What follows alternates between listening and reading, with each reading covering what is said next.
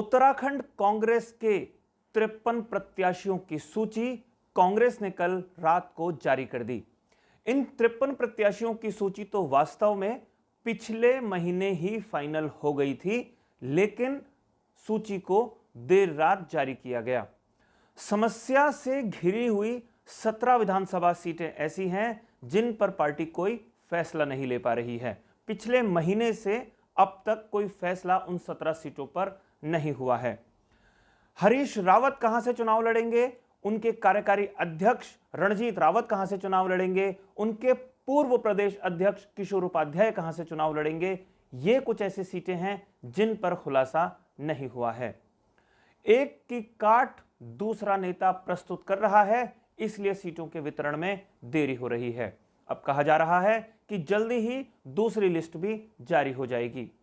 लेकिन सबसे चौंकाने वाली बात तो यह है कि पार्टी ने 9 ऐसे नेताओं के टिकट काट दिए जिन्होंने 2017 में चुनाव लड़ा था।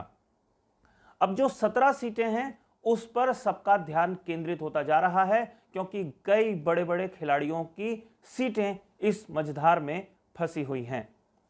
पूरी खबर को मैं आपके सामने विस्तार से बताऊंगा, लेकिन आपसे आग्रह, अगर आपने अभी तक इस चैनल को सब्सक्राइब नहीं किया है तो इस चैनल को पहले आप सब्सक्राइब जरूर कर लीजिए।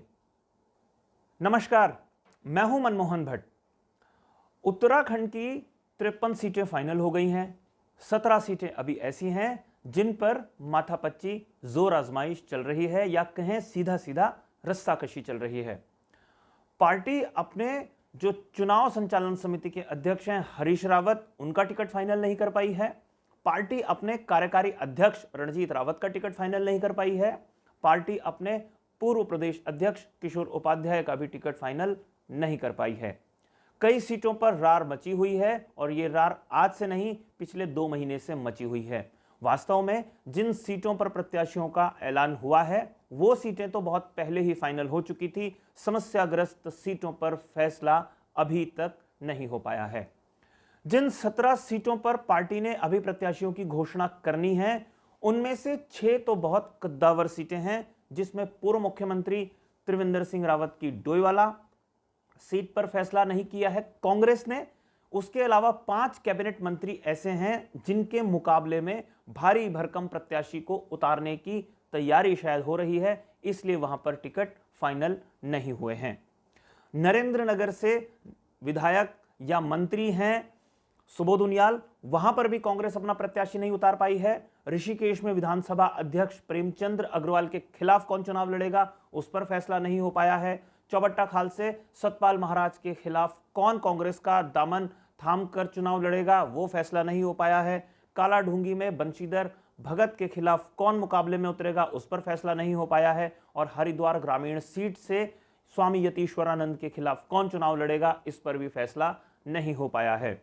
स्वामी यतीश्वरानंद के खिलाफ 2017 में खुद तत्कालीन मुख्यमंत्री और वर्तमान में चुनाव संचालन समिति की कमान संभाल रहे हरीश रावत ने चुनाव लड़ा था। इसलिए ऐसा माना जा रहा है कि हरीश रावत के परिवार के सदस्य को भी यह सीट दी जा सकती है।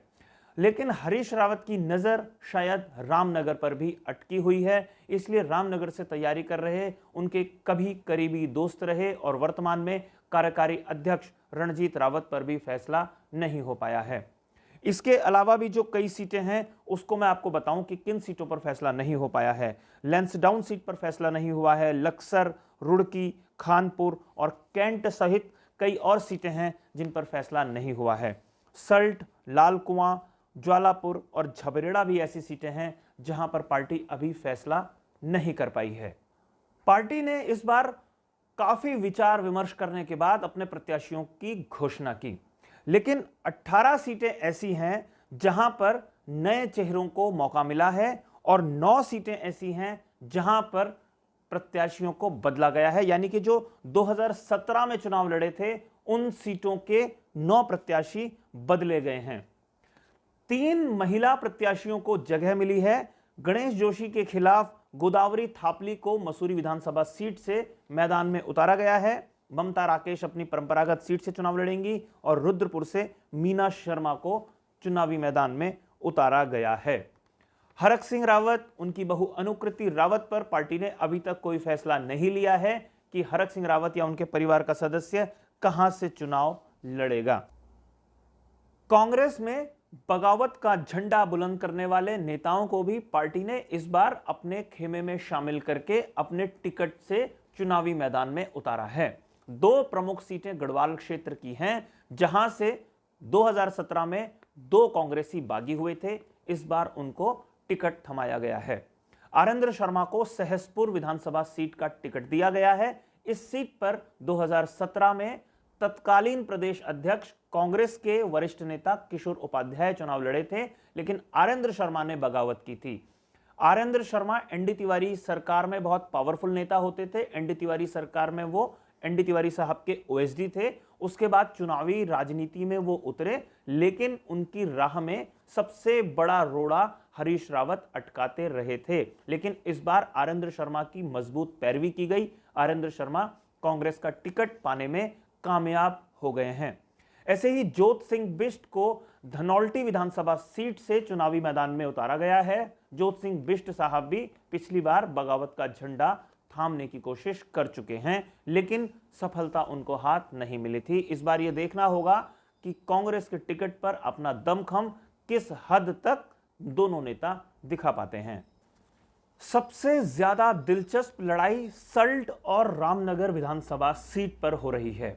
खबर है कि यहां पर प्रदेश कांग्रेस के 2 दिग्गज नेताओं के बीच में जोर आजमाइश हो रही है।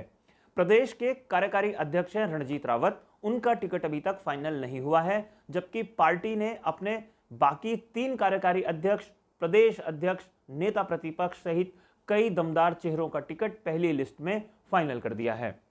रणजीत रावत रामनगर विधानसभा सीट से तैयारियों में जुटे हुए हैं, लेकिन खबर यहां पर यह आ रही है कि रणजीत रावत की सीट पर हरीश रावत की नजरें गड़ी हुई हैं और रणजीत रावत को सल्ट भेजने की कोशिश की जा रही है।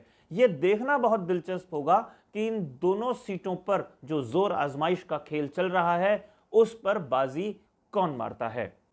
जिस लैंसडाउन सीट से हरक सिंह रावत अपनी बहू के लिए टिकट मांग रहे थे, उस पर भी अभी तक फैसला नहीं हुआ है। तो यह देखना बहुत दिलचस्प होगा आने वाले दिनों में कब कांग्रेस अपने सभी प्रत्याशियों की घोषणा करती है, और जब घोषणा होगी तो असली समीकरण सबके सामने आ जाएंगे।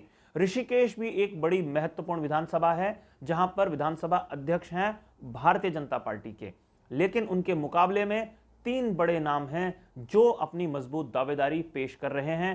पूर्व कैबिनेट मंत्री हैं शूरवीर सिंह सजवाण, बड़े नेता एक हैं राजपाल खरोला, युवा नेता हैं, और ऐसे ही युवा नेता के रूप में उभर रहे हैं जयेंद्र रमोला, वो भी अपनी दावेदारी पेश कर रहे हैं। इसलिए इस सीट पर भी फैसला करने में पार्टी के पसीने छूट रहे हैं। तो ये देखना होगा आने वाले दिनों में कैसे पार्टी घमासान को थामने की रणनीति अभी से अपनाती है, क्योंकि जब टिकटों का बंटवारा फाइनल होगा तो कई सीटों पर घमासान मचने की भी आशंका दिखाई देगी।